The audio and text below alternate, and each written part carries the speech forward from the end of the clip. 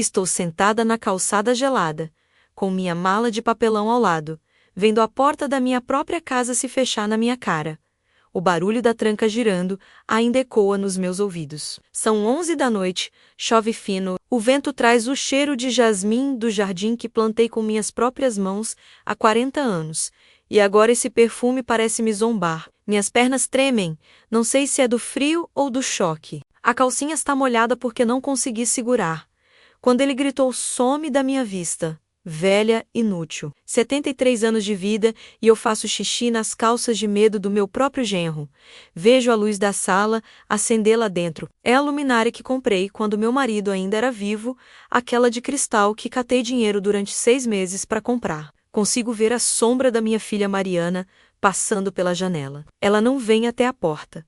Não abre a janela. Não grita meu nome. Será que ela consegue ouvir meu coração partindo daqui de fora? Será que ela lembra que foi nesse mesmo sofá, atrás daquela janela, que a embalei quando teve catapora aos 5 anos? Um carro passa e molha meus pés. A água suja entra no meu sapato ortopédico. Sinto o gosto de sal na boca e só então percebo que estou chorando. Tento me levantar e meu joelho protesta, aquele mesmo joelho que operei há 3 anos e que Mariana jurou que sempre cuidaria de mim, por causa dele. Mãe, a senhora nunca mais vai ficar sozinha, ela disse segurando minha mão na maca. Hoje ela está ali dentro, quente, segura, ao lado do homem que me jogou na rua como um cachorro sarnento. Minha mala de papelão tem 3 mudas de roupa, meu remédio da pressão, a foto do meu casamento e a escritura da casa. Sim, a escritura, porque aquela casa ainda está no meu nome. Aquela casa que o Rogério, meu genro, acha que já é dele. Aquela casa pela qual ele esperou eu morrer feito abutre. Ele não sabe de uma coisa, eu não vou morrer. Eu vou me vingar. Meu nome é Helena, tenho 73 anos, sou viúva há 8, e nunca imaginei que chegaria o dia em que minha própria filha ficaria em silêncio enquanto me expulsavam de casa. Se você está me ouvindo agora, de qual cidade você está assistindo? Comenta aí embaixo, porque eu quero saber se tem mais gente que já passou por isso, que já sentiu o gosto amargo da traição de quem a gente criou com tanto amor. Antes de eu continuar a minha história, se você puder deixar um like nesse vídeo, vai me ajudar muito a alcançar outras pessoas que talvez estejam passando pela mesma dor que eu passei. Não é fácil expor a ferida assim, mas eu preciso contar, preciso que vocês entendam cada pedaço dessa história. Vou voltar um pouco no tempo para vocês entenderem como eu cheguei naquela calçada molhada, com uma mala de papelão e o coração em frangalhos. Vou contar como o Rogério entrou na vida da minha Mariana, como ele foi mudando aos poucos, como eu fui sendo empurrada para o canto da minha própria casa, tratada como um estorvo, como um móvel velho que atrapalha a decoração nova. Vou contar sobre os sussurros que eu ouvia à noite, sobre os planos que eles faziam pensando que eu era surda, sobre o dia em que descobri que minha filha tinha assinado o documento sem me contar. Mas primeiro, deixa eu te levar de volta para aquela noite de chuva. Porque ali, sentada naquela calçada gelada, eu não sabia ainda, mas minha vida estava prestes a mudar completamente. E a deles também? Aquela noite na calçada não foi a primeira humilhação. Foi apenas a gota d'água de um copo que vinha transbordando há 3 anos. 3 anos desde que o Rogério colocou os pés na minha casa pela primeira vez, com aquele sorriso bonito e aquelas palavras doces que enganaram a todos nós. Lembro do dia em que Mariana me ligou, a voz toda animada, dizendo que tinha conhecido alguém especial. Mãe, ele é perfeito! Trabalha com investimentos, tem carro do ano e o melhor de tudo, ele quer te conhecer. Meu coração se encheu de alegria. Minha filha, aos 42 anos, tinha finalmente encontrado alguém depois daquele divórcio doloroso que a deixou destruída por 5 anos. Eu rezava todos os dias para que ela fosse feliz de novo. Rogério chegou num sábado, à tarde, trazia flores, não aquelas de mercado, mas um buquê de rosas colombianas que deviam ter custado uma fortuna. O perfume delas tomou conta da sala inteira. Ele me beijou a mão, olhou nos meus olhos e disse: "A senhora é ainda mais linda do que a Mariana descreveu. Agora eu sei de onde ela herdou essa beleza toda." Eu derreti, que boba eu fui. Ele se sentou no sofá, elogiou a decoração, Perguntou sobre as fotos na parede, quis saber a história de cada uma. Quando viu a foto do meu casamento, pegou o porta-retrato com cuidado, como se fosse uma relíquia sagrada. Que vestido maravilhoso, dona Helena! A senhora fez esse bordado? Eu tinha feito sim, cada florzinha daquele vestido levou 2 meses de trabalho. Meus olhos se encheram de lágrimas ao lembrar. O amor verdadeiro está em cada detalhe, ele disse, devolvendo o porta-retrato para o lugar exato onde estava. As pessoas de hoje em dia não valorizam mais isso. Não valorizam a família, a tradição, o respeito pelos mais velhos. Mariana o olhava como se ele fosse um príncipe. E eu já estava planejando o casamento na minha cabeça. Nos meses seguintes, Rogério se tornou presença constante. Vinha jantar toda semana, sempre trazendo alguma coisa, um vinho, um bolo, chocolates importados. Consertou a torneira da cozinha que pingava havia meses. Trocou 3 lâmpadas queimadas que eu não conseguia alcançar. Levou meu carro velho para revisar e voltou, dizendo que tinha pago a conta. A senhora é como uma mãe para mim, dona Helena. Deixa eu cuidar da senhora. Quando eles noivaram, 6 meses depois, eu chorei de felicidade. Mariana tinha achado seu par, e eu tinha ganhado um filho. Que ilusão! A primeira rachadura apareceu 3 semanas antes do casamento. Eu estava na cozinha fazendo brigadeiro para uma festa de aniversário de uma vizinha quando ouvi Rogério e Mariana conversando na varanda. A janela estava entreaberta e o vento trazia as palavras até mim. Amor, não dá mais para esperar. A voz dele tinha uma urgência que eu nunca tinha ouvido antes. Preciso sair daquele apartamento alugado. Está me sangrando financeiramente, mas a gente pode alugar outro lugar juntos depois do casamento.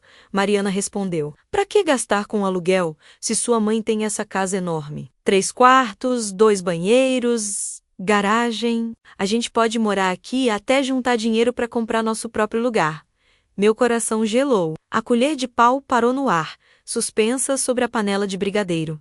Não sei, Rogério. Minha mãe sempre morou aqui. É a casa dela. E vai continuar sendo. A gente só vai dividir o espaço. Pensa bem, Mariana. Sua mãe tá ficando velha, sozinha.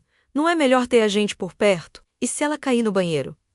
E se ela passar mal de noite? A gente estaria aqui para ajudar. O silêncio que se seguiu durou uma eternidade. Eu segurei a respiração, esperando a resposta da minha filha. A fumaça do brigadeiro começou a subir, mas eu não conseguia me mexer. Você tem razão, Mariana finalmente disse. Vou conversar com ela.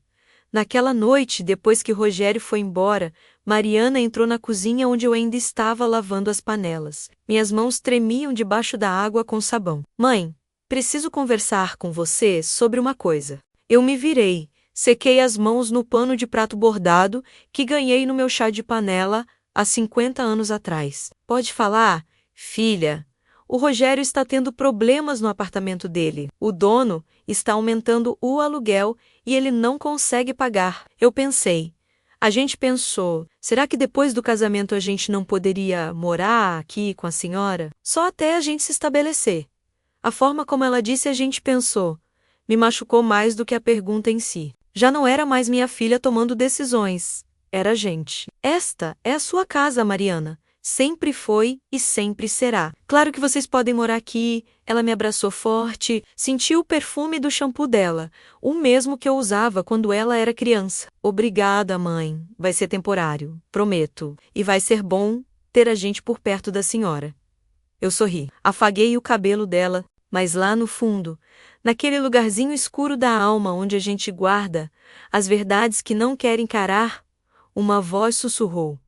Você acabou de abrir a porta para o inferno. 3 meses depois do casamento, eu descobriria que aquela voz estava certa. As mudanças começaram devagar, tão sutis que eu quase não percebi. Como quando você coloca um sapo na água fria e vai esquentando aos poucos, e ele não pula porque não sente o perigo chegando. Eu era um sapo e Rogério estava aumentando o fogo. Na primeira semana depois do casamento, ainda estava tudo perfeito. Rogério ajudava a lavar a louça, elogiava minha comida, assistia novela comigo no sofá. Mariana estava radiante, flutuando pela casa como se estivesse numa nuvem. Eu ia dormir todas as noites, agradecendo a Deus por ter dado uma segunda chance de felicidade para minha filha.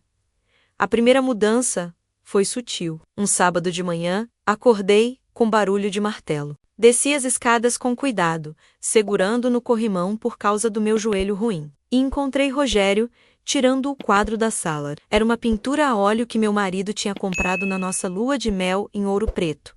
Um casario colonial com uma igreja ao fundo, as cores vibrantes de laranja e azul. Bom dia, dona Helena, ele disse, sorrindo. Acordei a senhora? Desculpa, estava tentando ser silencioso. O que você está fazendo com um quadro? A Mariana e eu pensamos em modernizar um pouco a decoração. Esse quadro é muito bonito, mas está meio antigo, sabe? A gente comprou uma TV nova de 70 polegadas e ela vai ficar perfeita aqui nessa parede.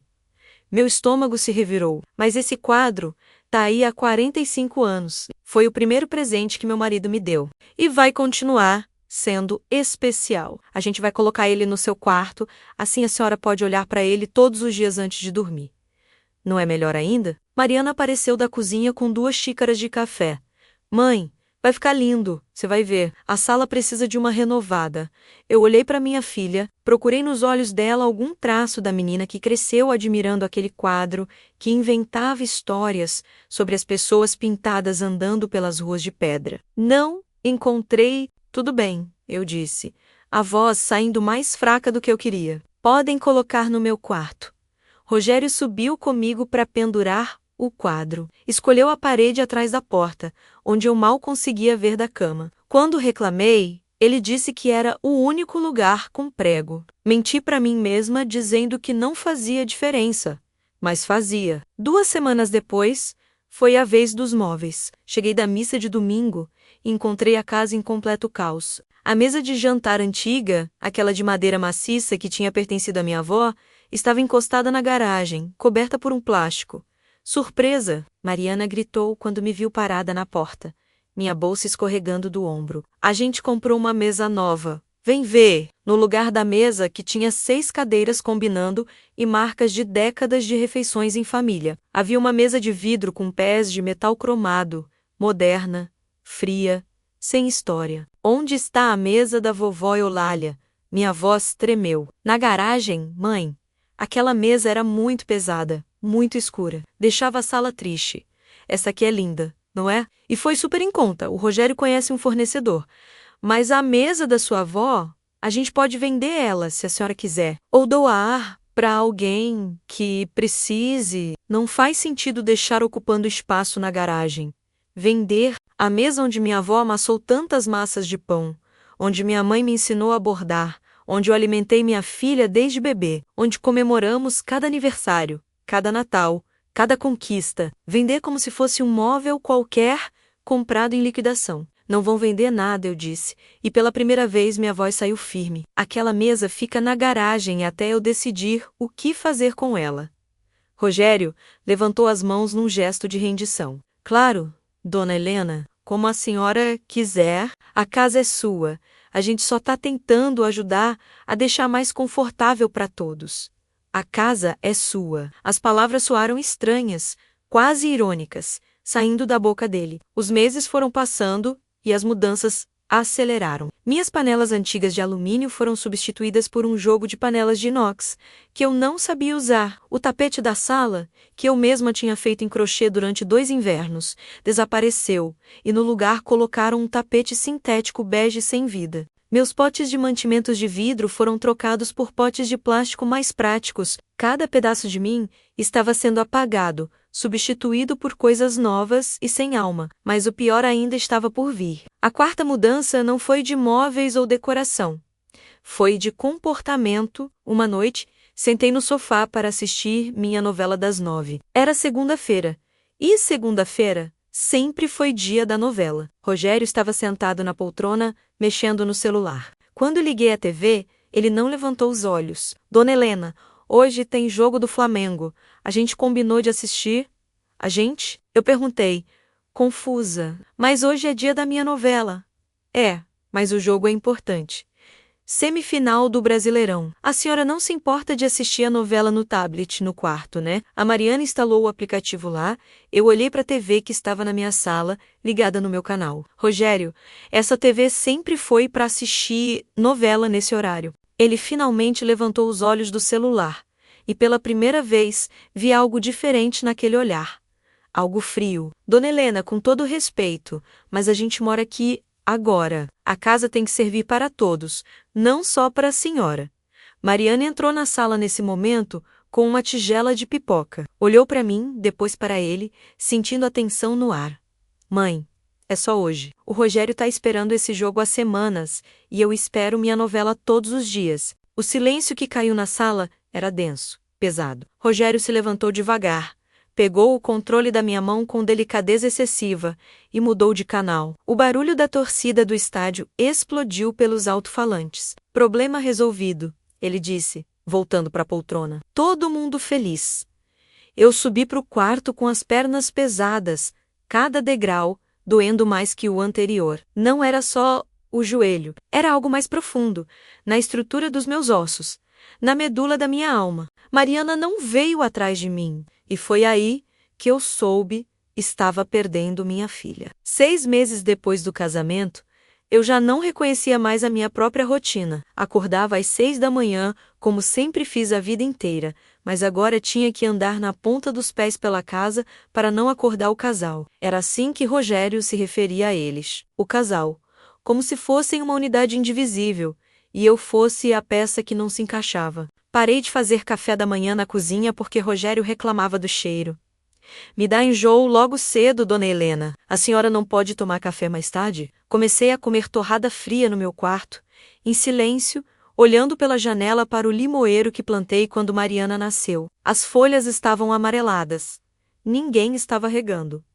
A cozinha deixou de ser minha. Rogério comprou temperos novos e jogou fora meus potes de orégano e cominho que eu guardava.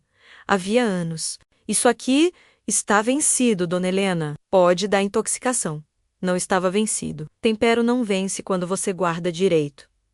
Mas eu não discuti. Estava aprendendo que discutir não levava a lugar nenhum. Pior que perder meu espaço era ver Mariana se transformando. Minha filha, que sempre foi doce, que sempre me defendia de tudo e de todos, agora evitava meu olhar. Quando eu entrava na sala, ela inventava desculpa para sair. Preciso fazer uma ligação. Esqueci uma coisa no quarto. Vou tomar banho. Qualquer coisa para não ficar a sós comigo. Uma tarde de quinta-feira, ela estava na varanda, mexendo no celular. Fazia 3 dias que a gente não conversava direito. Juntei coragem e sentei na cadeira ao lado dela. Filha, tá tudo bem? Ela nem levantou os olhos da tela. Tudo, mãe. Por quê? A gente não conversa mais. Sinto que você tá me evitando. Não tô evitando ninguém. Estou só ocupada. O sol da tarde batia no rosto dela e eu pude ver as olheiras. Minha filha não estava dormindo bem. Mariana, olha para mim. Ela suspirou, aquele suspiro cansado de quem está aborrecida. E finalmente olhou. Seus olhos estavam diferentes. Duros. O que foi, mãe? Você está feliz? A pergunta ficou suspensa no ar entre nós, como uma borboleta prestes a ser esmagada. Ela abriu a boca para responder. Mas Rogério apareceu na porta da varanda com 2 cervejas na mão. Amor, vem ver o apartamento que achei na internet. Tá perfeito pra gente. Ele entregou uma cerveja para ela e então me olhou, como se tivesse acabado de notar minha presença. Opa, dona Helena, desculpa, não trouxe uma para a senhora. Cerveja não combina com os remédios que a senhora toma, né? Eu não tomava remédio nenhum que proibisse álcool. Ele sabia disso. Mas não era sobre a cerveja. Era sobre me lembrar que eu não fazia parte do casal. Que apartamento? Eu perguntei, tentando soar casual. A gente está procurando um lugar para alugar. Mariana respondeu rápido demais, a voz defensiva. Já faz 6 meses que estamos aqui. Chegou a hora de ter nosso próprio espaço. Meu coração deu um salto de alívio. Iam embora. Eu teria minha casa de volta. Minha cozinha, minha TV, minha vida. Quanto é o aluguel? Perguntei, tentando não demonstrar a alegria que sentia. 3.200, Rogério disse, sentando no braço da cadeira de Mariana. Mas vale cada centavo. 2 quartos. Suíte, vaga de garagem, área gourmet, 3.200. Era muito dinheiro. Mariana ganhava bem como professora de escola particular, mas não tão bem assim. E Rogério, bem, Rogério sempre falava que trabalhava com investimentos, mas eu nunca tinha visto ele sair de terno para um escritório. Ele trabalhava do notebook na minha sala, de bermuda e camiseta. É caro, eu disse. Vocês vão conseguir pagar? A gente vai dar um jeito, Mariana respondeu. Mas sua voz não tinha convicção. 2 semanas depois, acordei de madrugada com barulho de discussão. O relógio marcava 3:30 da manhã. Coloquei meu roupão e abri a porta do quarto devagar. As vozes vinham da cozinha. Não temos esse dinheiro, Rogério. Era Mariana, e ela estava chorando. Você disse que em 6 meses a gente estaria estabilizado. Você disse que os investimentos iam render. Não é culpa minha que o mercado virou. Ninguém previu essa crise. Que crise? Que investimentos? Você passa o dia inteiro no computador, mas nunca viu um centavo entrar na nossa conta. O som de um tapa ecoou pela casa. Seco, alto, inconfundível. Meu sangue gelou. Desci as escadas correndo, esquecendo da dor no joelho, esquecendo da prudência, esquecendo de tudo exceto que minha filha tinha acabado de ser agredida. Quando cheguei na cozinha, Mariana estava encostada na geladeira com a mão no rosto. Rogério estava de costas, as mãos na cabeça, respirando pesado. Mariana! Eu corri até ela. Tentei puxar a mão do rosto para ver a marca. Ele te bateu? Ele ousou colocar a mão em você? Mãe, volta pro quarto. Isso não é da sua conta. Sua voz saiu baixa, envergonhada. Como não é da minha conta, você é minha filha. Rogério se virou devagar. Seus olhos estavam vermelhos, mas não de choro. Era raiva. Raiva pura. A senhora não entende nada do que acontece entre um casal. Volta para o seu quarto e deixa a gente resolver nossos problemas.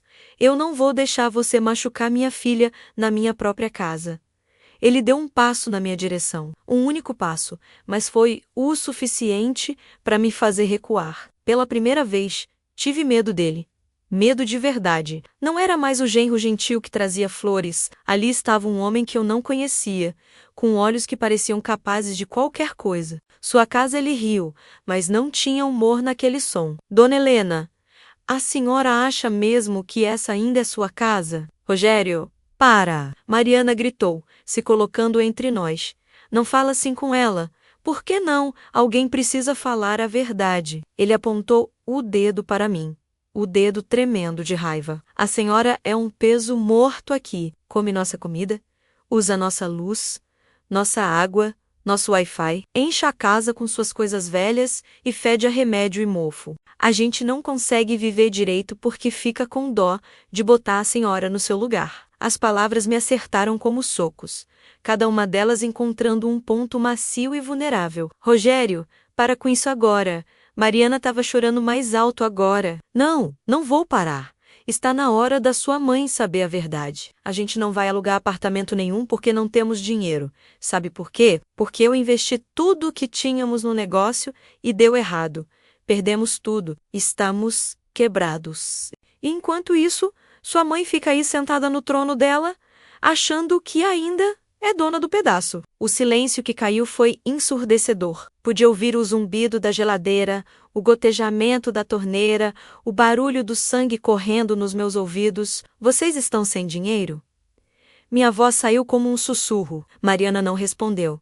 Só abaixou a cabeça. E foi ali, às 3:30 da manhã, na minha cozinha iluminada pela luz fria do teto, que eu comecei a entender o jogo. Eles não queriam dividir a casa comigo. Eles queriam a casa. Depois daquela noite, a máscara caiu de vez. Rogério não fingia mais. Não trazia mais presentes, não consertava mais nada, não sorria. Ele mal olhava para mim, e quando olhava era com um desprezo tão evidente que me fazia querer encolher e desaparecer. Mariana ficou 5 dias sem falar comigo. 5 dias inteiros. Ela passava por mim como se eu fosse invisível. Os olhos sempre baixos, a marca roxa no rosto escondida com maquiagem grossa. Tentei conversar com ela 3 vezes. Na primeira, ela disse que estava com dor de cabeça. Na segunda, que precisava trabalhar. Na terceira, simplesmente entrou no quarto e trancou a porta. Comecei a passar cada vez mais tempo no meu quarto. Descia só para comer e mesmo assim tentava escolher horários em que eles não estavam na cozinha. Meu joelho piorou de tanto subir e descer escada. mas preferia a dor física à dor de ver o desprezo nos olhos do meu genro. Uma manhã de terça-feira, acordei com um cheiro de café forte. Pensei que fosse Mariana fazendo o café da manhã como fazia antigamente, nos primeiros meses de casada, quando ainda parecia feliz. Desci esperançosa, pensando que talvez as coisas estivessem melhorando. Quando entrei na cozinha, Rogério estava sentado à mesa de vidro com um homem que eu nunca tinha visto. Um homem de terno cinza, pasta executiva ao lado da cadeira, óculos de grau com armação. Cara, eles estudavam papéis espalhados pela mesa. Bom dia, eu disse, parando na porta. Rogério levantou os olhos com irritação. Dona Helena, estou em reunião de negócios. A senhora pode tomar café mais tarde? Esta é a minha cozinha. Eu tomo café quando quero. O homem de terno me olhou com curiosidade.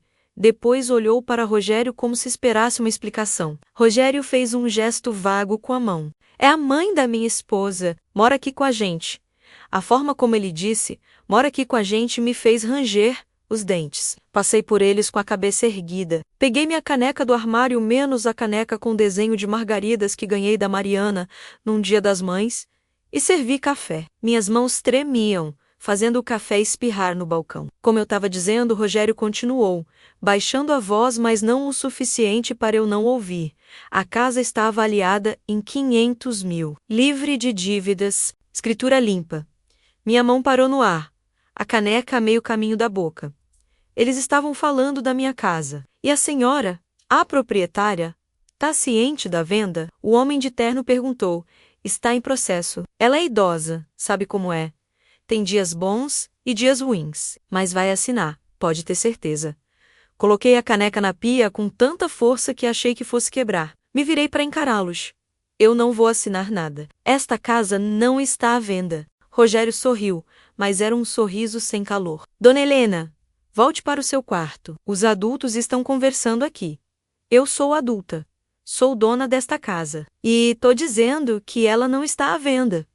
O homem de terno começou a juntar os papéis, claramente desconfortável. Olha, Rogério, eu acho melhor a gente conversar isso com mais calma, quando a situação estiver mais resolvida. A situação está resolvida, Rogério disse, se levantando. Ela vai assinar? É só questão de tempo. Eu nunca vou assinar! Minha voz saiu mais alta do que eu pretendia. Vocês me ouviram. Nunca! Rogério acompanhou o homem até a porta. Ouvi murmúrios, desculpas, promessas de ligar mais tarde. Quando a porta fechou, ele voltou para a cozinha devagar, muito devagar. O modo como ele se movia me lembrou de um predador cercando a presa. A senhora acabou de estragar um negócio muito importante. Bom, porque não vai ter negócio nenhum. Esta casa é minha. Por quanto tempo, dona Helena? Ele se aproximou, colocando as mãos na mesa de vidro, inclinando o corpo na minha direção. A senhora tem 73 anos. Toma remédio para pressão, tem diabetes. Aquele joelho não para de doer. Quanto tempo a senhora acha que ainda tem? O sangue fugiu do meu rosto. Você está me ameaçando? Estou sendo realista. A senhora vai morrer, dona Helena. Todos nós vamos, mas a senhora vai morrer antes. E quando isso acontecer, adivinha para quem essa casa vai? Para Mariana, minha filha. Exatamente. E adivinha quem é casado com a Mariana? Ele bateu no peito com o dedo. Então, no fim, essa casa vai ser minha de qualquer jeito. A única diferença é que, se a senhora vender agora, pelo menos vai ter algum dinheiro para aproveitar nos seus últimos anos. Pode ir morar num asilo legal, daqueles com enfermeiras bonitas e comida gostosa. Saia da minha cozinha. Não é mais sua cozinha, velha. Ele disse isso bem baixinho, cada palavra pingando veneno. Nada mais aqui é seu. A senhora é só um fantasma vagando pela casa, esperando o dia de sumir de vez. Mariana entrou nesse momento, ainda de camisola, o cabelo bagunçado de sono. O que está acontecendo aqui? Eu ouvi gritos. Nada, amor, Rogério disse, sua voz instantaneamente mudando de tom, ficando doce como mel. Só um mal-entendido com sua mãe. Ele quer que eu venda a casa, eu disse, minha voz saindo aguda, desesperada. Ele trouxe um corretor aqui, Mariana. Estava mostrando papéis, falando de preço, tudo nas minhas costas. Mariana olhou para Rogério. Você fez isso? Amor, deixa eu explicar. A gente está quebrado. Não temos para onde ir. Pensei que se sua mãe vendesse a casa, ela poderia ficar com metade do dinheiro e ir morar num lugar melhor, com cuidados profissionais. E a gente usaria a outra metade para começar de novo. Metade, eu quase gritei. A casa é 100% minha. Por que eu daria metade para vocês? Porque somos sua família, Rogério respondeu. E pela primeira vez ouvi emoção real na voz dele. Não amor, não carinho, era desespero. Porque sua filha precisa de você. Porque você não vai deixar a gente na rua. Vai. Mariana estava parada entre nós, a cabeça indo de um lado para o outro, como se estivesse assistindo uma partida de tênis. Podia ver a luta acontecendo por trás dos olhos dela. A filha que eu criei, a mulher que amava a própria mãe, estava sendo esmagada pela esposa que queria apoiar o marido. Mariana, eu disse, e minha voz tremia tanto que mal conseguia formar as palavras. Filha, olha para mim, por favor. Ela olhou. E o que vi naqueles olhos me partiu em pedaços. Dúvida, minha própria filha estava duvidando de mim. Mãe, ela começou, e já pela forma como disse aquela palavra, eu soube que tinha perdido. Será que não seria bom mesmo a senhora morar num lugar com mais estrutura, com pessoas da sua idade? A senhora vive reclamando que está sozinha aqui. Eu não estou sozinha. Você está aqui, mas eu trabalho o dia inteiro. O Rogério também. A senhora fica sozinha mesmo. Num lar, teria companhia, atividades, enfermeiras. Vocês querem me colocar num asilo. Não era pergunta, era constatação. Não é asilo, mãe. É uma residência para idosos. Tem de luxo, sabe? Com piscina, sala de jogos, com o meu dinheiro da venda da minha casa. Ela não respondeu. Apenas olhou para o chão, as lágrimas começando a descer. Eu saí da cozinha, subi as escadas uma a uma, cada degrau pesando toneladas.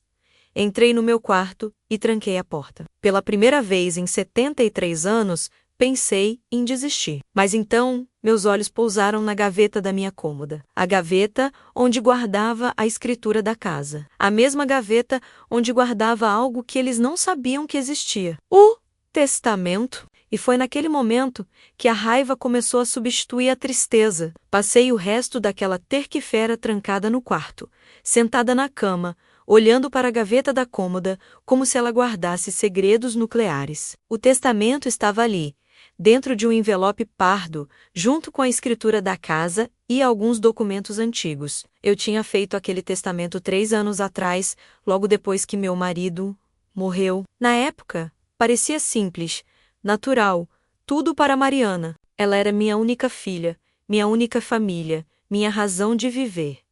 Mas agora? Agora, cada vez que eu fechava os olhos, via o rosto da minha filha, aquela dúvida nos olhos, aquela voz sugerindo que eu fosse morar num asilo, num lar, como se botar a própria mãe num depósito de velhos fosse um ato de amor. O telefone tocou às 5 da tarde. Era Célia, minha amiga de 40 anos, a vizinha que morava 3 casas abaixo. A gente se conheceu quando nossas filhas estudavam juntas no primário. Helena, você vem pro bingo hoje? Tinha esquecido completamente. Toda terça-feira tinha bingo na igreja. Eu não perdia nunca. Mas naquele dia, a ideia de sair de casa, de fingir que estava tudo bem, me exauria só de pensar. Não sei, Célia. Não estou me sentindo muito bem. Bobagem. Você precisa sair dessa casa. Vou te buscar às 7. Antes que eu pudesse protestar, ela desligou. Célia sempre foi assim. Decidida, mandona no melhor sentido da palavra. Às 7 em ponto a campainha tocou. Desci com cuidado, segurando firme no corrimão. Rogério estava no sofá assistindo um filme de ação com um volume tão alto que as paredes tremiam. Nem olhou quando passei. Célia estava na porta com um sorriso largo, mas o sorriso vacilou quando me viu de perto. Meu Deus, Helena, você está péssima. O que está acontecendo? Depois eu conto. Vamos, o salão da igreja estava cheio como sempre. Cheiro de café fresco e bolo de milho. Dona Irene na entrada vendendo as cartelas. Seu Osvaldo no microfone testando o som. Aquele mundo simples e seguro onde eu sempre me senti em casa. Sentamos na nossa mesa de sempre, perto da janela. Célia comprou 2 cartelas para cada uma e 2 pedaços de bolo. Quando começou a marcar os números, ela não aguentou. Desembucha, O que aquele genro seu fez? Contei tudo. Baixinho, entre uma rodada e outra de bingo, fui despejando tudo o que estava entalado na garganta. A mudança nos móveis, as humilhações, o tapa na Mariana, o corretor na minha cozinha, a sugestão do asilo. Célia ouvia em silêncio, o rosto ficando cada vez mais vermelho. Esse homem é um demônio, ela disse quando terminei. E sua filha é uma idiota. Desculpa falar assim da Mariana, mas ela perdeu completamente o juízo. Ela está apaixonada uma ova. Ela está manipulada. Esse homem bateu nela, Helena. Bateu, e ela ficou do lado dele contra você. Isso não é amor. Isso é prisão. A palavra prisão ecoou na minha cabeça. Era exatamente isso. Mariana estava presa. E eu também estava. Você tem que sair dessa casa, Célia disse, segurando minha mão com força. Vem morar comigo. Tenho quarto sobrando desde que o Paulo casou. Não posso abandonar minha casa, Célia. Aquela casa é tudo que me resta do meu marido, da minha vida. Se eu sair, eles ganham. Se você ficar, eles vão te matar. Talvez não fisicamente, mas vão sugar sua alma até não sobrar nada. B12, seu Osvaldo gritou no microfone. Marquei o número automaticamente, mas minha cabeça estava longe. Célia tinha razão. Eu sabia que tinha. Mas a ideia de deixar aquela casa, de entregar nas mãos do Rogério o lugar onde criei minha filha, onde amei meu marido, onde vivi toda a minha vida adulta, era como arrancar meu próprio coração. Você precisa de um advogado, Célia disse. Precisa proteger seus bens. Esse homem é capaz de qualquer coisa. Já tem o testamento, tudo está em nome da Mariana. E você acha que isso vai ajudar? Helena, se tá tudo em nome dela, tá em nome dele também. No regime de casamento que eles têm, quando você morrer, ele vai ter direito à metade de tudo. Não tinha pensado nisso. O mundo começou a girar. Segurei na borda da mesa. Você precisa mudar o testamento. Célia continuou, implacável. Precisa colocar condições ou deixar para outra pessoa até a Mariana cair em si. Deixar para quem? Ela é minha única filha. Para uma instituição? Para a igreja? Para mim? Não sei. Qualquer coisa, menos deixar cair na mão daquele abutre. N44, gritou seu Osvaldo. Marquei mais um número. Faltavam só 3 para completar a cartela, mas nem me importava mais. Voltei para casa às 10 da noite com a cabeça fervendo. As luzes da sala estavam apagadas, mas vi luz vazando por baixo da porta do quarto de Mariana. Subi devagar, tentando não fazer barulho. Quando passei pelo quarto deles, ouvi vozes. Parei. Sei que não devia, sei que era errado, mas encostei o ouvido na porta. Não aguento mais, Rogério. Minha mãe tá sofrendo.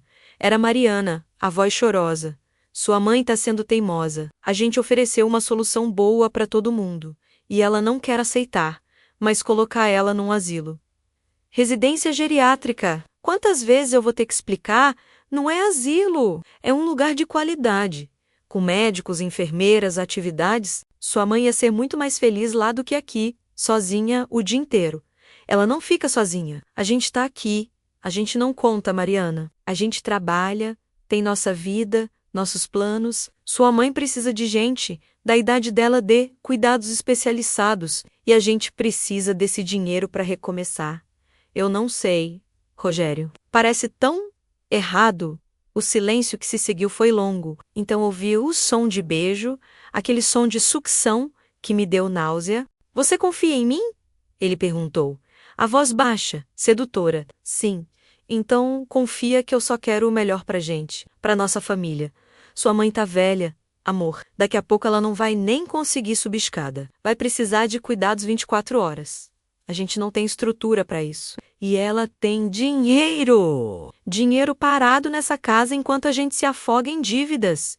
As dívidas são suas, Rogério, não minhas. Prendi a respiração.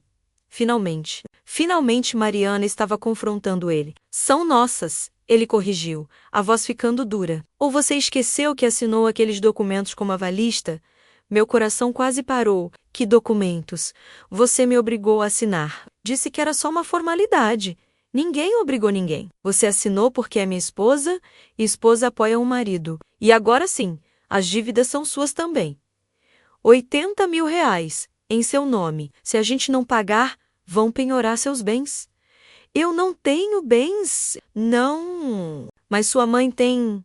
O silêncio que caiu foi sepulcral. Podia ouvir meu próprio coração batendo, o sangue zunindo nos ouvidos. Você planejou isso? A voz de Mariana era quase inaudível. Eu planejei nossa sobrevivência. Planejei nosso futuro. E se sua mãe amasse você de verdade, ela venderia essa casa num piscar de olhos para salvar a própria filha. Mas ela não sabe da dívida. Então conta pra ela. Chora. Implora. Faz o que mulher faz melhor. Sua mãe não vai deixar você ir presa, Mariana. Aposto minha vida nisso. Ouvi passos se aproximando da porta. Me afastei rápido, corri na ponta dos pés até meu quarto e fechei a porta sem fazer barulho. Meu coração batia tão forte que doía no peito. Sentei na cama com as pernas bambas. 80 mil reais. Mariana estava devendo 80 mil reais, e Rogério estava usando isso como arma para tomar minha casa. Abri a gaveta da cômoda com mãos trêmulas. Peguei o envelope com um testamento. Olhei para aquele papel que garantia que tudo que eu tinha iria para minha filha. Minha filha que tinha me traído, minha filha que estava me empurrando para um asilo, minha filha que tinha se transformado numa estranha, pela primeira vez na vida. Pensei no impensável.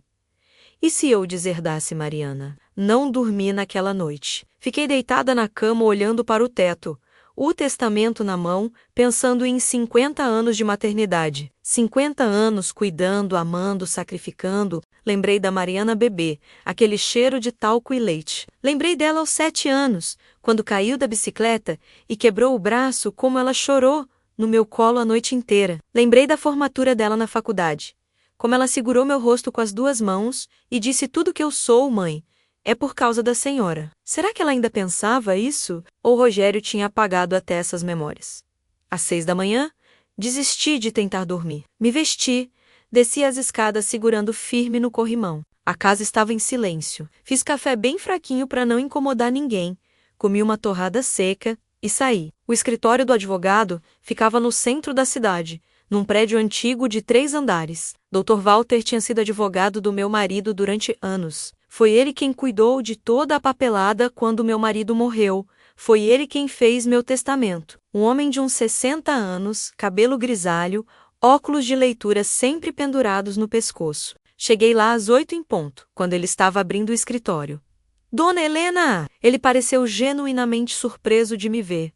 Que surpresa boa! Entre. O escritório cheirava a livros velhos e café forte. Ele me ofereceu uma poltrona de couro surrada e sentou atrás da mesa de madeira maciça coberta de processos. O que atrás aqui tão cedo? Respirei fundo. As palavras eram difíceis de formar. Dr. Walter, eu preciso mudar meu testamento. Ele tirou os óculos e me olhou com atenção. Mudar como? Contei tudo, cada detalhe. Desde o dia em que Rogério apareceu, até a conversa que escutei na noite anterior. Ele me ouviu em silêncio, apenas acenando com a cabeça de vez em quando, as sobrancelhas se franzindo cada vez mais. Quando terminei, ele se recostou na cadeira e suspirou. Dona Helena, a senhora sabe que eu tenho muito carinho pela senhora, conheci seu marido, Deus o tenha, e sempre admirei a família de vocês. Mas preciso ser honesto. O que a senhora está pensando em fazer? Quero tirar a Mariana do testamento. E deixar tudo para quem? Era a pergunta de $1 milhão. Eu não tinha outros filhos. Não tinha irmãos vivos. Meus pais morreram há décadas. Mariana era tudo que me restava de família. Não sei ainda. Talvez para a igreja ou para uma instituição de caridade. Só sei que não pode cair nas mãos do Rogério. Dr. Walter juntou as pontas dos dedos, pensativo. A senhora tem todo o direito de fazer isso. Mas preciso alertá-la sobre algumas coisas. Primeiro, se a Mariana é sua única herdeira, e a senhora deserda completamente, ela pode entrar na justiça, alegando que a senhora não estava em perfeito juízo quando fez isso, principalmente considerando sua idade. Eu estou em perfeito juízo, eu sei disso. Mas um advogado esperto pode argumentar o contrário. Pode dizer que a senhora estava sob estresse emocional, que estava sendo manipulada por terceiros. É uma briga feia, Dona Helena. Meus ombros caíram. Então não tem nada que eu possa fazer? Eu não disse isso. Ele se inclinou para frente. Existe outra opção. A senhora pode criar um testamento com cláusulas condicionais. Pode deixar a herança para Mariana. mas com condições que precisam ser cumpridas. Por exemplo, pode estipular que ela só recebe se estiver divorciada, ou pode criar um usufruto vitalício, onde a senhora mantém o direito de usar a casa até morrer. E só depois passa para ela. Mas, se eu morrer, o Rogério vai ter acesso à casa de qualquer jeito. Não necessariamente, podemos criar uma cláusula que exclui o cônjuge. Podemos até criar um trust, colocar a casa num fundo que seja administrado por terceiros até a Mariana cumprir certas condições. Minha cabeça estava girando. Era tudo tão complicado. E quanto tempo isso leva para fazer? Uns 15 dias. Preciso redigir o documento. A senhora precisa assinar na frente de testemunhas e precisa registrar. 15 dias. Repeti, pensando em quanto poderia acontecer em 15 dias. E isso é seguro? Eles não podem descobrir? Testamento é sigiloso, só é aberto depois da morte. Mas, dona Helena, ele fez uma pausa, escolhendo as palavras com cuidado. A senhora está se preparando para a guerra. Está ciente disso? Eu não quero guerra, eu só quero paz. Quero minha casa, minha vida, minha filha de volta. Às vezes a paz só vem depois da guerra. Saí do escritório às 10 da manhã, com a cabeça pesada, mas o coração um pouco mais leve. Tinha um plano, não era perfeito, mas era alguma coisa. Dr. Walter prometeu começar a trabalhar no documento ainda naquela semana. Quando cheguei em casa, Mariana estava na sala, sozinha. Isso era raro. Ela estava sentada no sofá com uma xícara de café na mão, olhando para o nada. Mãe, ela disse quando me viu. A voz dela estava diferente, cansada, quebrada. Preciso falar com a senhora. Meu coração acelerou. Será que ela tinha descoberto que fui no advogado? Impossível. Sentei na poltrona em frente a ela, as mãos apertadas no colo. Pode falar. Ela respirou fundo. Seus olhos estavam vermelhos e inchados. Tinha chorado. Muito. Mãe, eu fiz uma besteira muito grande. Que besteira? Eu assinei uns papéis, uns documentos que o Rogério me pediu. Ele disse que era para um investimento, que a gente ia ganhar muito dinheiro. Eu confiei nele. Ela parou, a voz embargada. Eu fui de avalista de um empréstimo muito grande. Fingi surpresa, embora já soubesse de tudo. Quanto? 80 mil reais.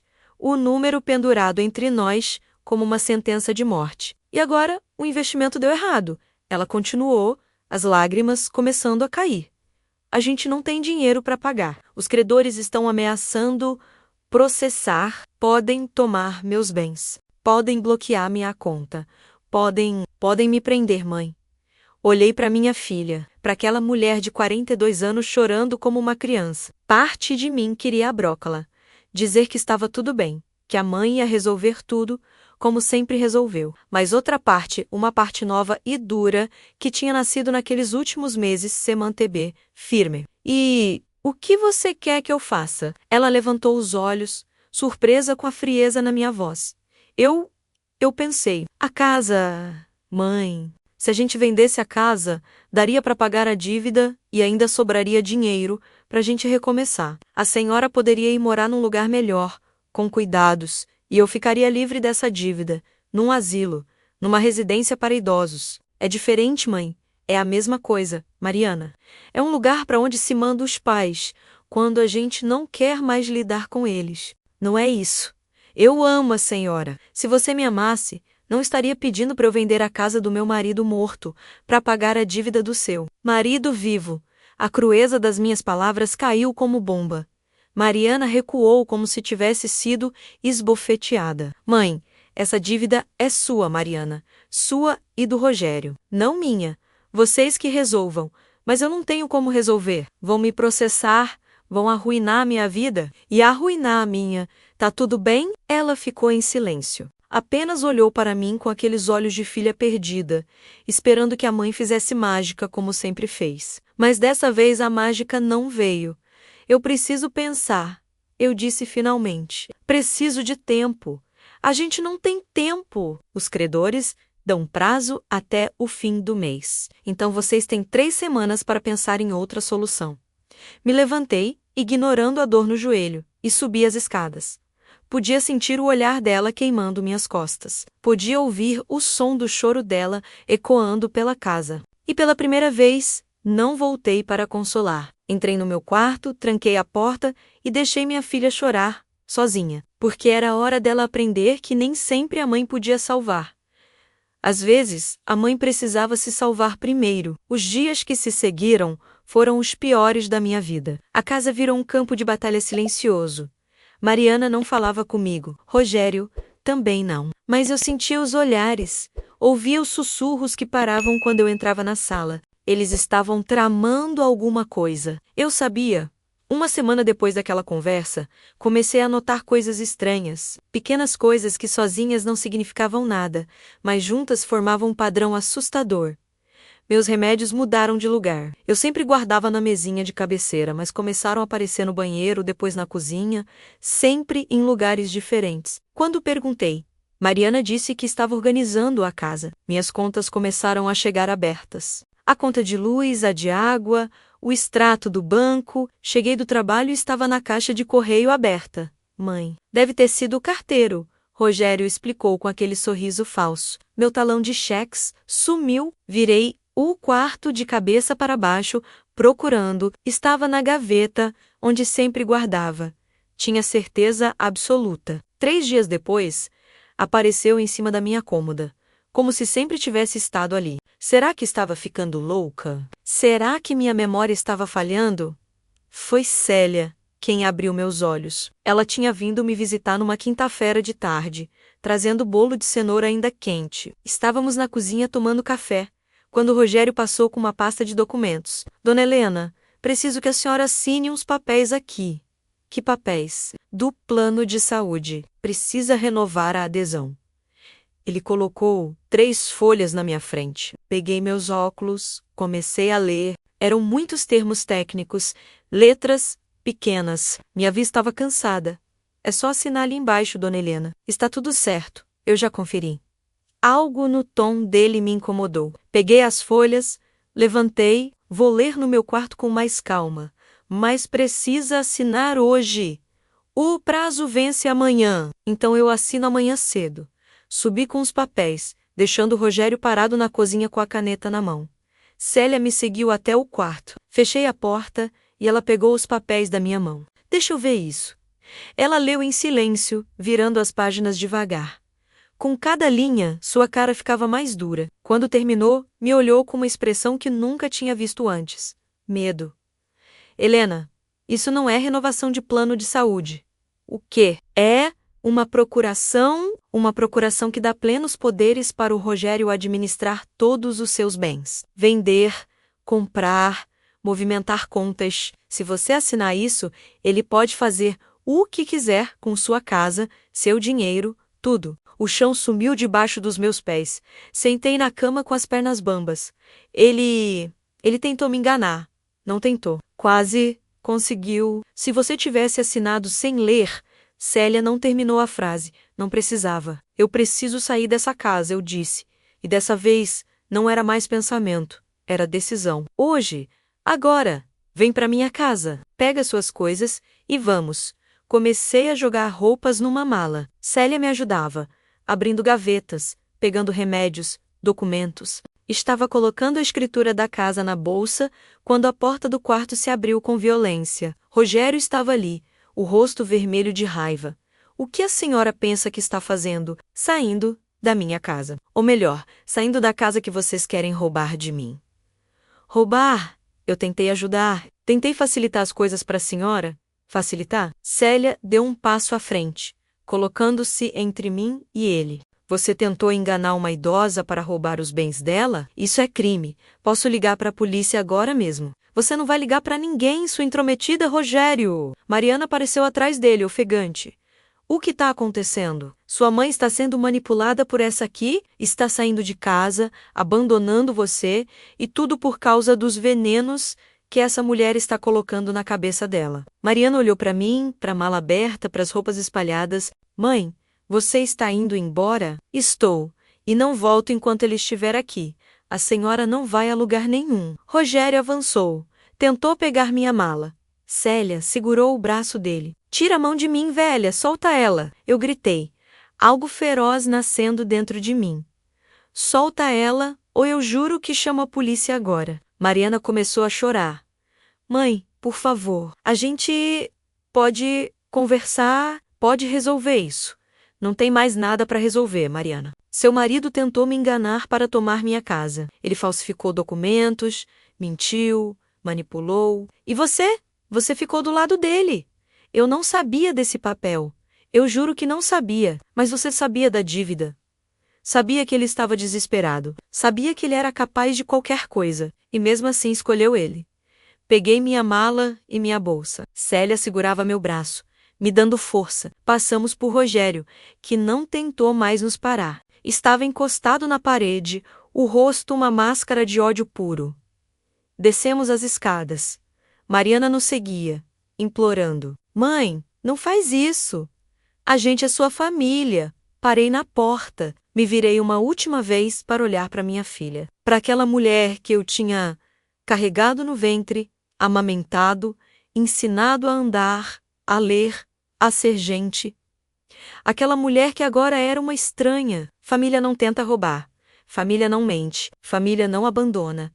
Minha voz saiu firme, sem lágrimas. Você escolheu seu lado, Mariana. Agora, vive com essa escolha. Saí pela porta e não olhei para trás.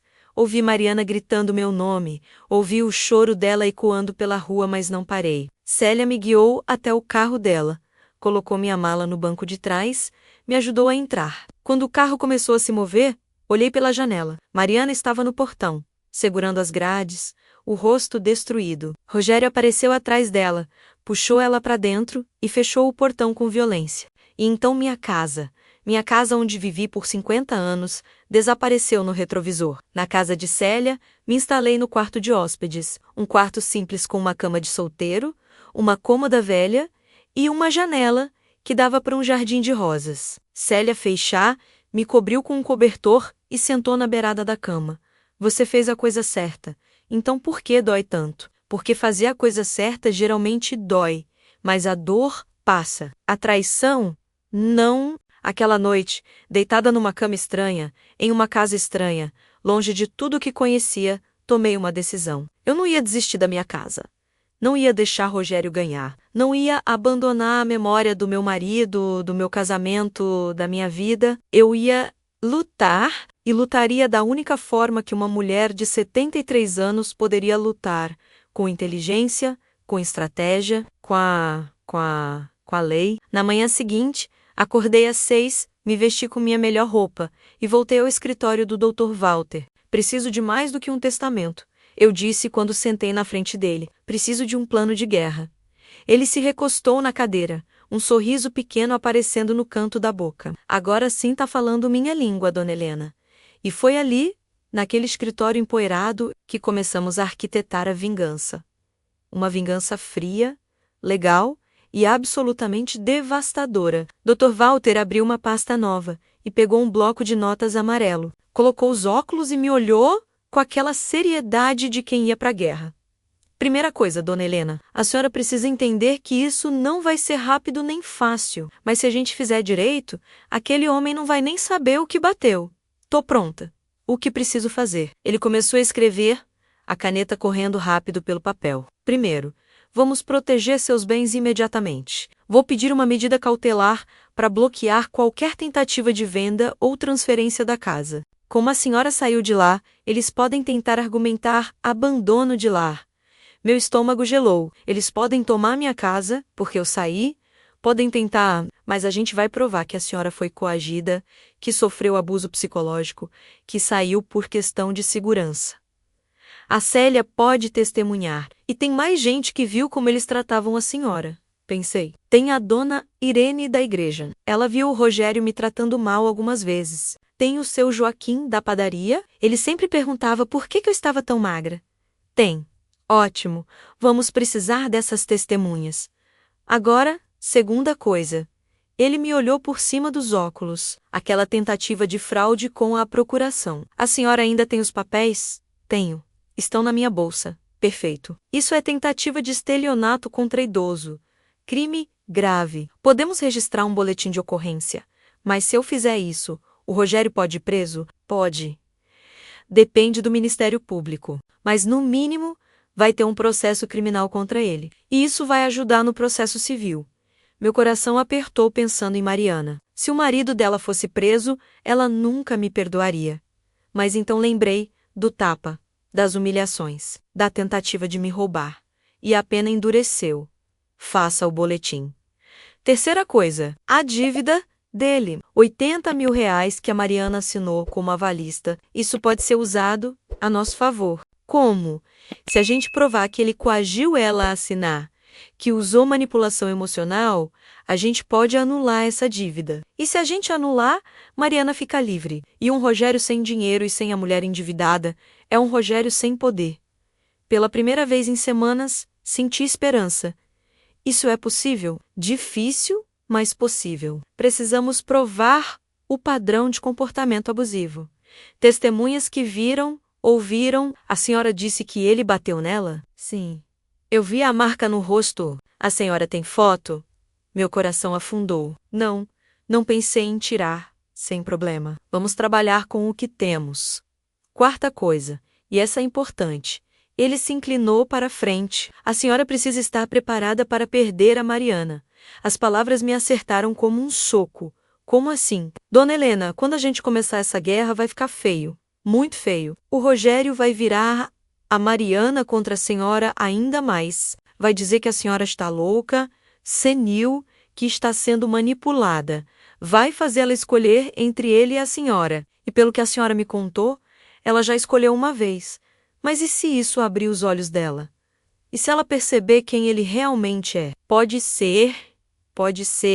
Homens como o Rogério eventualmente mostram a verdadeira face, mas pode demorar. Podem ser meses, anos. A senhora está disposta a esperar? Fechei os olhos. Vi minha filha bebê, vi ela no primeiro dia de aula, vi ela se formando, vi ela no altar no primeiro casamento, aquele que terminou em divórcio, mas que pelo menos foi com um homem decente. Vi todos os momentos bons, todas as memórias, e então vi ela parada na sala, sugerindo que eu fosse para um asilo. Vi ela em silêncio enquanto o marido me humilhava. Vi ela fechando a porta quando eu pedi ajuda. Eu disse, abrindo os olhos. Estou disposta. Dr. Walter assentiu. Satisfeito. Então vamos começar. Passamos as próximas 3 horas planejando cada detalhe. Ele explicou cada passo do processo. Primeiro, entrar com uma ação de proteção de idoso, usando a Lei Maria da Penha adaptada para violência patrimonial e psicológica. Segundo, o boletim de ocorrência pela tentativa de fraude. Terceiro, uma ação de reintegração de posse para eu voltar para minha casa e expulsar eles. Quarto, mudança do testamento com cláusulas que protegiam meus bens, mesmo depois da minha morte. Isso tudo vai custar quanto? Perguntei, com medo da resposta. Para a senhora, nada. Vou fazer pro bono. Seu marido era meu amigo. Ajudar a senhora é minha forma de honrar a memória dele. As lágrimas que eu tinha segurado o dia inteiro finalmente caíram. Dr. Walter me entregou um lenço de papel e esperou pacientemente enquanto eu chorava. Obrigada, eu consegui dizer entre soluços. Obrigada, não me agradeça ainda. Agradeça quando a gente ganhar. Saí do escritório com uma pasta cheia de documentos para assinar, uma lista de testemunhas para contatar e, pela primeira vez em meses, um plano, um propósito, uma direção. Voltei para a casa da Célia e contei tudo. Ela bateu palmas, feliz, como uma criança. Vai ver só! Aquele miserável não sabe com quem mexeu. Mas minha alegria durou pouco. Naquela noite, às 9 horas, meu celular tocou. Era um número desconhecido. Atendi com receio. Alô, mãe? Era Mariana? A voz dela estava diferente. Controlada, fria. Preciso falar com a senhora. Estou te ouvindo. Não por telefone, pessoalmente. Amanhã, 3 horas da tarde na praça perto da igreja. Sozinha. Mariana. O que? Sozinha, mãe. É importante, e desligou. Fiquei olhando para o telefone, o coração batendo descompassado. Célia, que tinha ouvido a conversa, balançou a cabeça. Não vai. É armadilha. É minha filha. É uma mulher manipulada por um criminoso. Pode ser perigoso. Vou na praça. É lugar público. O que pode acontecer? Célia me olhou com aquela cara de quem sabe que estou sendo teimosa, mas não vai conseguir me convencer do contrário. Então eu vou junto. Fico de longe, mas vou. No dia seguinte, me arrumei com cuidado. Coloquei um vestido azul, que Mariana sempre disse que ficava bonito em mim. Prendi o cabelo, passei batom, não sei por que me importava com minha aparência. Mas me importava. Célia me deixou na praça às 3 menos 10. Ela estacionou do outro lado, de onde conseguia me ver, mas ficava escondida. Sentei num banco, debaixo de um ipê amarelo que estava florido. As flores caíam como chuva dourada cada vez que o vento soprava. Mariana chegou pontualmente às 3. Estava magra.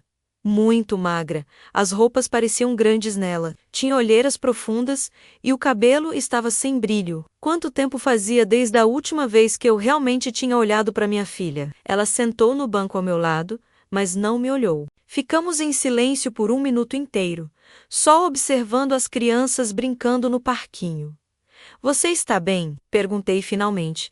Não, ela respondeu, a voz quebrando. Não estou bem, mãe. Nada está bem. Então, sai dessa situação. Deixa ele. Vem comigo.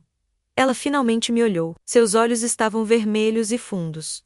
Não posso. Pode sim. Não, mãe. A senhora não entende. Eu amo ele. As palavras deveriam me partir, mas não partiram. Porque eu já sabia, já tinha visto aquele amor doentio nos olhos dela. Ele te machuca, Mariana.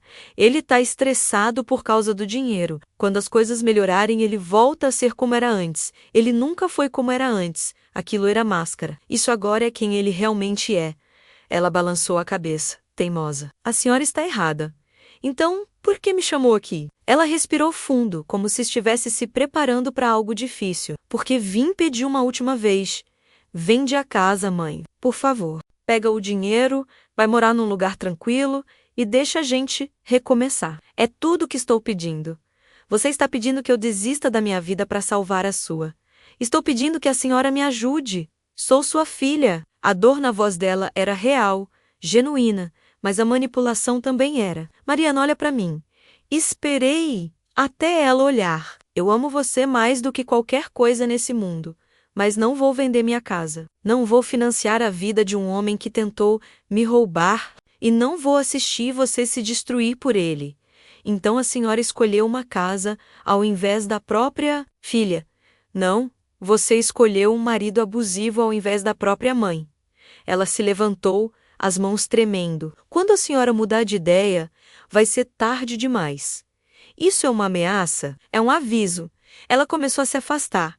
Depois parou e se virou. E mãe, o Rogério diz que, se a senhora não vender por bem, a gente vai ter que fazer por mal. E foi embora, me deixando sozinha debaixo do ipê, com as flores amarelas caindo ao meu redor como lágrimas de ouro. A ameaça de Mariana ecoou na minha cabeça durante dias. Vamos ter que fazer por mal. O que exatamente aquilo significava? Violência? Mais fraudes? Algo pior? Célia insistiu para eu registrar aquela conversa como ameaça.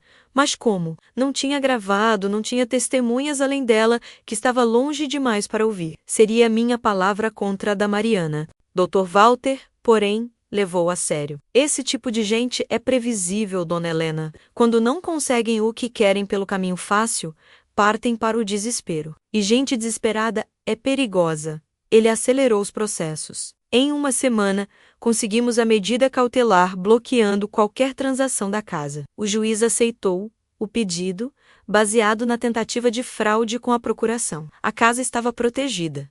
Por enquanto, o boletim de ocorrência foi registrado numa terça-feira de manhã. Fui à delegacia com Célia, levando os papéis falsos que Rogério tinha me dado. A delegada, uma mulher de uns 40 anos com olhar cansado, mas atento, me ouviu com paciência. A senhora fez certo em não assinar, ela disse quando terminei. Vejo cada vez mais casos assim. Familiares se aproveitando de idosos. É revoltante. O que vai acontecer agora? Vamos investigar. Chamar ele para depor. Se confirmar a tentativa de fraude, ele pode pegar de 1 a 5 anos. 5 anos. Rogério na cadeia por 5 anos. A ideia deveria me dar satisfação, mas só me deixava vazia. Não era isso que eu queria. Eu só queria minha vida de volta. Minha casa, minha filha. 2 dias depois do boletim, recebi a primeira ligação. Era um número privado. Atendi pensando que podia ser do Dr. Walter. Alô? Silêncio do outro lado. Podia ouvir alguém respirando. Quem é? A voz que respondeu era masculina. Grave. Distorcida. Como se estivesse falando através de um pano. Para de procurar confusão, velha, enquanto é tempo. Meu sangue gelou. Quem tá falando, você sabe quem. Retira a queixa. Esquece essa ideia louca de processar, senão vai se arrepender. Está me ameaçando? Estou te avisando. Acidentes acontecem, principalmente com gente da sua idade. Escorrega no banheiro, cai da escada, toma remédio errado. A voz fez uma pausa dramática. Seria uma pena. Desliguei com a mão tremendo, tanto que quase derrubei o telefone. Célia, que estava na sala comigo, veio correndo. O que foi? Você ficou branca. Contei sobre a ligação. Ela pegou o telefone das minhas mãos e ligou imediatamente para a polícia. Meia hora depois, 2 policiais estavam na sala, tomando meu depoimento. Um deles, um rapaz novo com cara de poucos amigos, balançou a cabeça. Foi esperto. Usou número privado. Distorceu a voz. Vai ser difícil provar que foi ele. Mas foi... Quem mais seria? A gente sabe, a senhora sabe, mas justiça precisa de prova. Vou fazer um registro, adicionar ao inquérito. Se ele ligar de novo, tenta gravar. Eles foram embora me deixando ainda mais assustada do que estava. Naquela noite, não consegui dormir.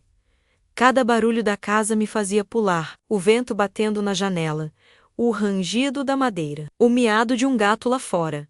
Tudo parecia ameaçador. Na manhã seguinte, fui com Célia ao mercado. Precisava sair, respirar, fingir que minha vida era normal. Estávamos no corredor dos cereais quando vi Mariana. Ela estava no caixa, pagando compras. Nossos olhos se encontraram por um segundo. Vi algo passar pelo rosto dela. Dor, arrependimento, saudade. Mas então ela desviou o olhar, pegou suas sacolas e saiu rápido pela porta.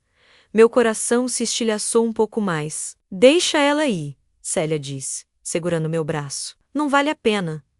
Mas valia. Valia tudo. Ela era minha filha. Terminamos as compras em silêncio. No caminho de volta, Célia desviou do caminho usual. Vou passar pela sua casa. Só para dar uma olhada. Não discutir. Também queria ver. Quando viramos a esquina da minha rua, meu coração quase parou. A casa estava diferente. O jardim que eu cuidava com tanto carinho estava abandonado, cheio de mato.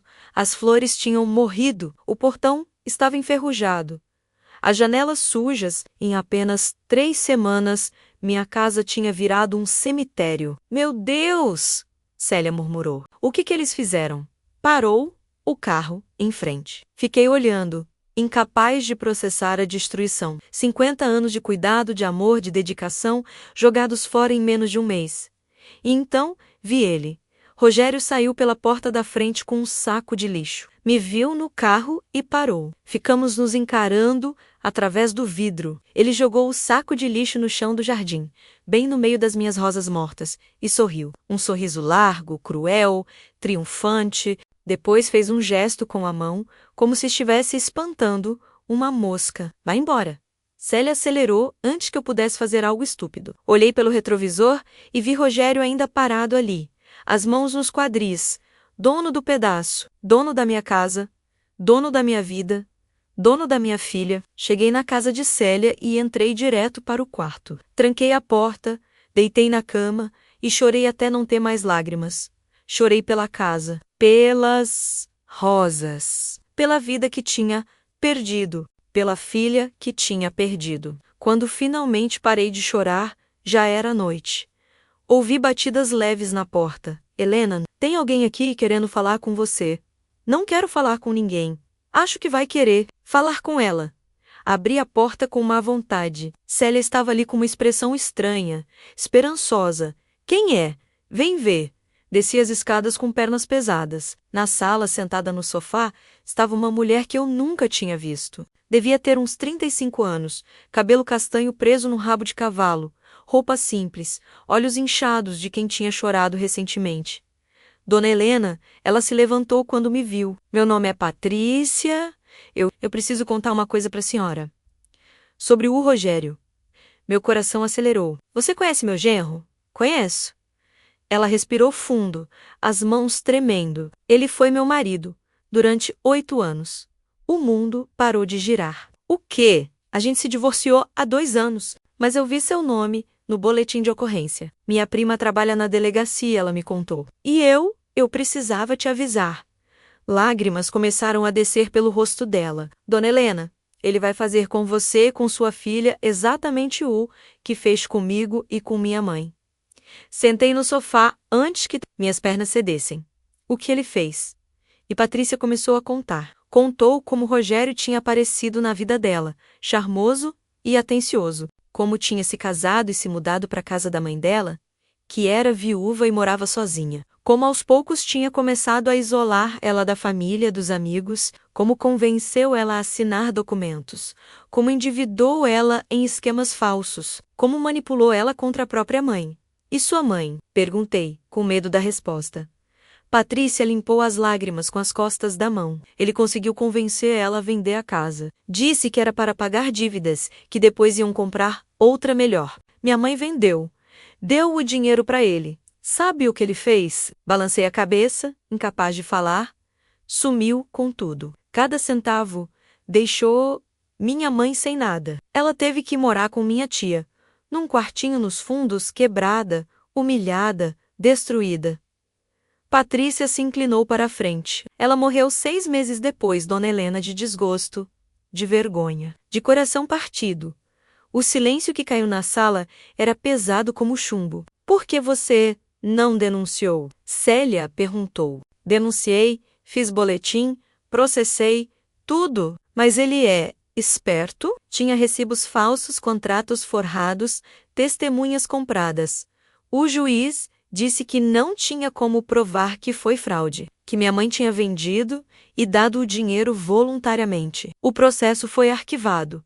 E depois, ele desapareceu. Pensei que tinha ido embora, que nunca mais ia ver ele, até minha prima me ligar dizendo que ele estava casado de novo com uma professora e fazendo a mesma coisa. Ela me olhou nos olhos. Dona Helena, ele já fez isso antes. Vai fazer de novo. Ele não vai parar até destruir você e sua filha completamente. Olhei para aquela mulher, para aquele espelho do meu futuro e do futuro da Mariana, e algo dentro de mim mudou. A tristeza evaporou. No lugar, nasceu algo frio, duro, implacável, raiva pura e cristalina. Você vai me ajudar? Perguntei. Patrícia assentiu. Vou fazer tudo o que puder.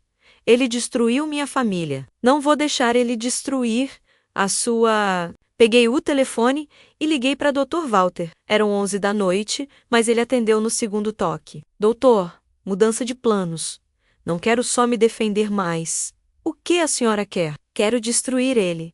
Na manhã seguinte, estávamos todos reunidos no escritório do Dr. Walter. Eu, Célia, Patrícia e mais 2 pessoas que eu não conhecia. Uma era Sandra, irmã de Patrícia, que tinha presenciado parte dos abusos do Rogério. A outra era Fernando, um investigador particular que Dr. Walter tinha contratado. Vamos revisar o que temos, Dr. Walter disse, espalhando papéis pela mesa. Patrícia, você tem os documentos do seu processo anterior?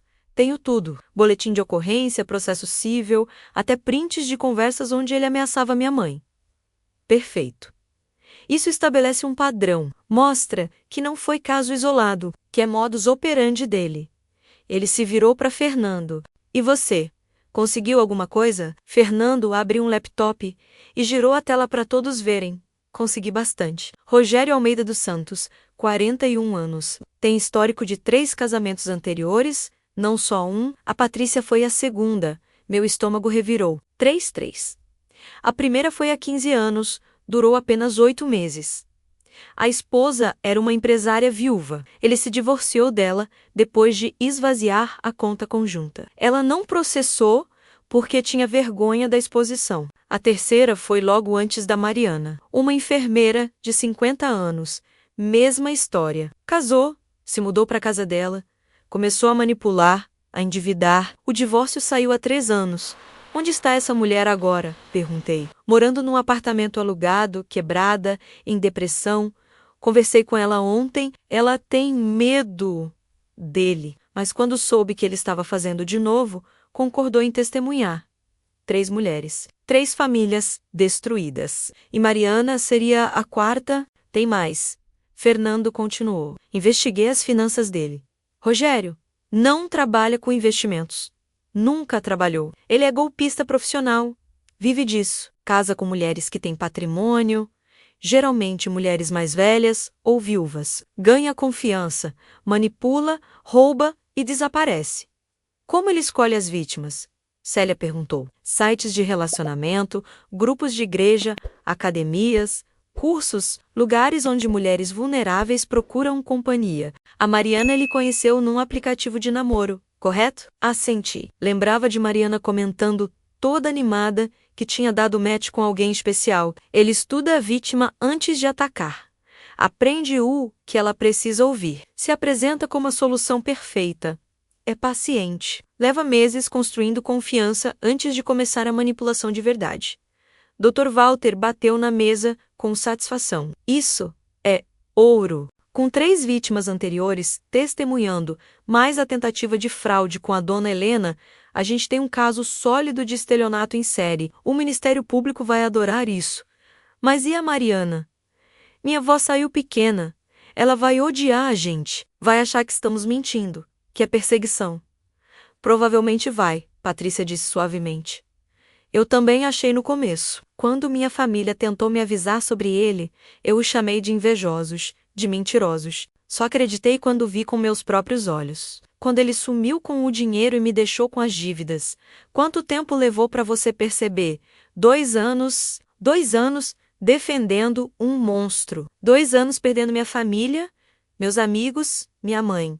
Ela pegou minha mão. Dona Helena, você pode não conseguir salvar sua filha agora, mas pode impedir que ele destrua ela completamente. Pode tirar ele da jogada antes que seja tarde demais. Como fazemos isso? Perguntei, olhando para Dr. Walter. Ele sorriu, aquele sorriso de tubarão, que eu estava começando a adorar, com uma armadilha. Vamos fazer ele se entregar sozinho.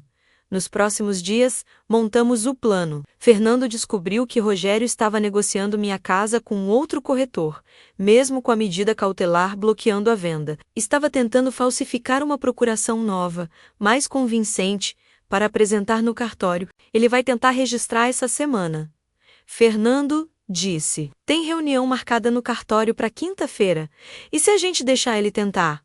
Dr. Walter sugeriu. Se ele apresentar documento falso no cartório, é flagrante. Crime inafiançável, mas ele não vai conseguir registrar por causa da medida cautelar, argumentou Célia. Exato, mas a tentativa já é crime, e a gente vai ter ele na mão. E a Mariana? Perguntei. Ela vai estar lá? Provavelmente ela é casada com ele, mesmo que não saiba da falsificação, vai ser cúmplice. Meu coração apertou. Não quero minha filha presa. Ela não vai ser presa se a gente provar que não sabia. E pelo que você me contou, ela realmente pode não saber. Ele faz tudo nas costas dela. Na quinta-feira de manhã, estava um nó de nervos. Dr. Walter tinha avisado o cartório. Tinha avisado a polícia. Fernando estava posicionado na esquina com uma câmera. Tudo pronto para o flagrante. Célia e eu esperamos no escritório do Dr. Walter, tomando café frio e olhando para o relógio. A reunião estava marcada para as 10 da manhã. 10 horas. 10h15. 10h30. O telefone tocou. Dr. Walter atendeu e ficou em silêncio, apenas acenando com a cabeça. Quando desligou, estava sorrindo. Pegamos ele. E a Mariana, minha voz tremia, estava lá. Mas ficou claro que ela não sabia de nada. Quando o cartório apontou a falsificação, ela entrou em choque. Começou a gritar com ele, perguntando o que ele tinha feito. Foi ela quem chamou a polícia. Meu coração disparou. Ela chamou a polícia? Chamou. Rogério está preso. Flagrante de falsificação de documento e tentativa de fraude. Vai responder por isso e pelos outros crimes que estamos apurando.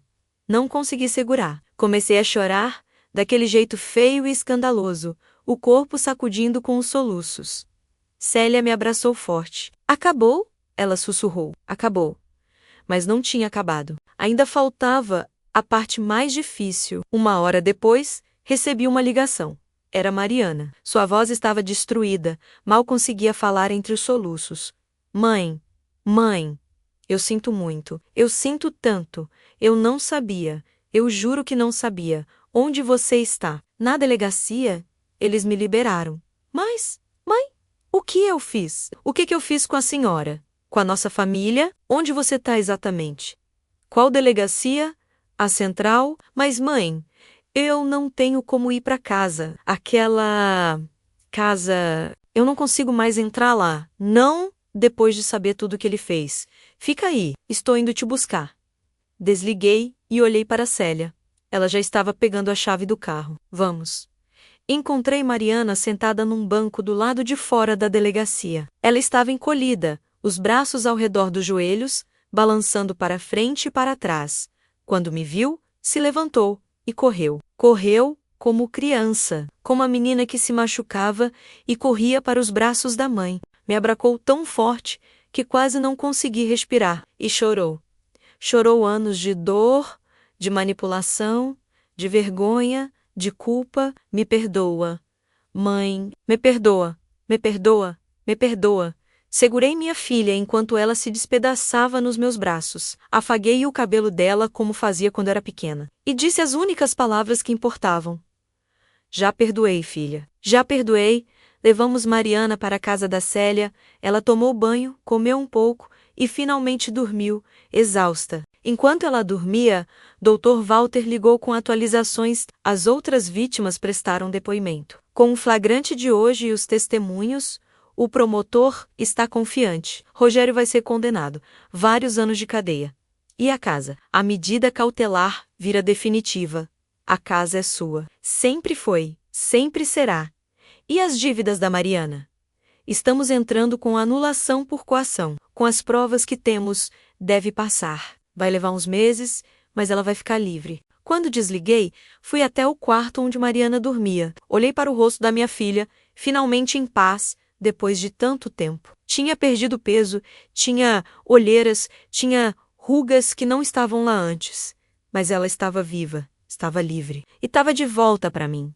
Nem tudo estava resolvido. Teria terapia, reconstrução, muito choro e muitas conversas difíceis pela frente. A casa precisaria de reforma. Nossa relação precisaria de cura. Haveria dias ruins, recaídas, momentos em que a dor voltaria, mas pela primeira vez em um ano, olhei para o futuro e vi esperança.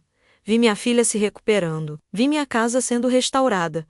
Vi a possibilidade de recomeçar. E vi Rogério, aquele homem que quase destruiu tudo que eu amava, finalmente pagando pelo que fez.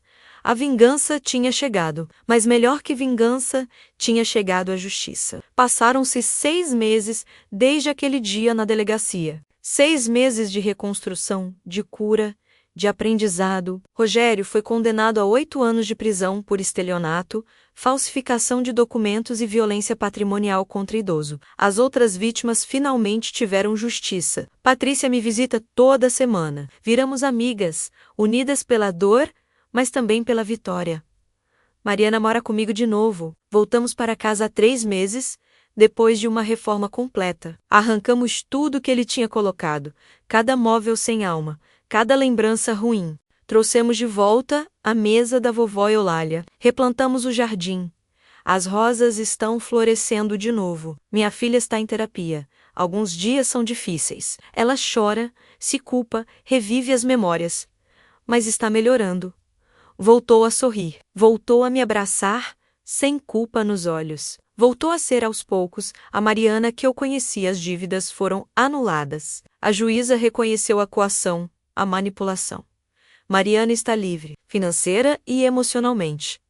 E eu aprendi que nunca é tarde para lutar, que 73 anos não significa fraqueza, que uma mãe pode sim salvar a filha, mesmo quando parece impossível. Se você chegou até aqui nessa história, muito obrigada por me ouvir. Se puder deixar um like e se inscrever no canal, vai me ajudar a continuar contando histórias de mulheres que não desistiram, que lutaram, que venceram. Preciso que essas histórias alcancem outras pessoas que talvez estejam passando pelo mesmo. Hoje, sentada na minha varanda, tomando café com minha filha ao meu lado, olhando para o jardim que ressuscitou, Eu respiro fundo e agradeço pela segunda chance, pela justiça, pela vingança que veio não com ódio, mas com verdade. E principalmente, por ter minha filha de volta, porque no fim, era só isso que eu sempre quis.